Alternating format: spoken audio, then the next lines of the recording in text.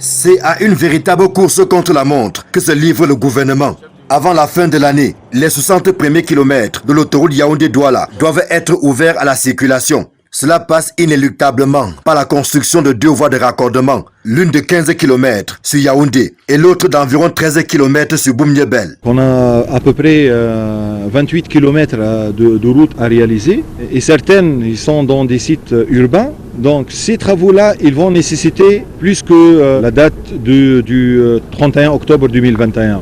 Donc la chaussée proprement dite, elle sera offerte pendant la CAN. Ça veut dire on réalisera la chaussée.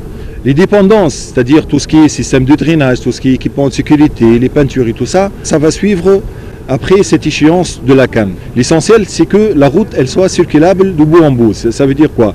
Du centre administratif de Yaoundé jusqu'à Boumniebel, elle sera circulable de bout en bout. Le temps est court, alors il faut faire vite. Aussi, le ministre des Travaux publics a-t-il prescrit que ces voies de raccordement suivent le tracé existant, ce qui permettrait de réduire non seulement le coût des travaux, mais également de limiter les expropriations et ainsi de réduire les dépenses d'indemnisation et les pertes de temps qu'imposerait la libération des emprises. Je vais répéter ce que j'ai dit. Il n'y a aucune casse.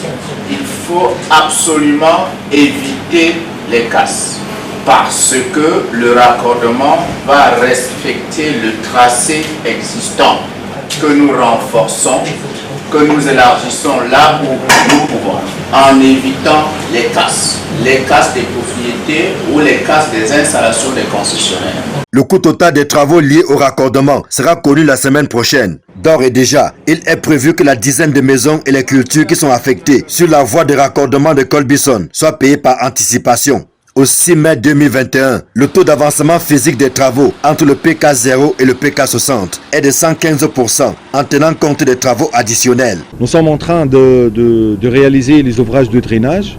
L'ouvrage UH100 sur la rivière Maniaï, donc comme vous avez vu, donc on est en train de construire les sommets des appuis. Cet ouvrage est maîtrisé dans le planning général des travaux. Et il nous reste la réalisation d'un tout dernier passage supérieur au PK56. L'enrobé et la chaussée, donc d'une manière, elle se fait normale, automatique, malgré bien sûr la cadence des pluies. Le maître d'ouvrage est désormais balle au pied avec l'entreprise chinoise qui exécute les travaux. Emmanuel Ganon Djoumessi entend désormais descendre sur l'autoroute chaque mois jusqu'à l'achèvement des travaux et l'ouverture de cette infrastructure aux usagers avant la fin d'année.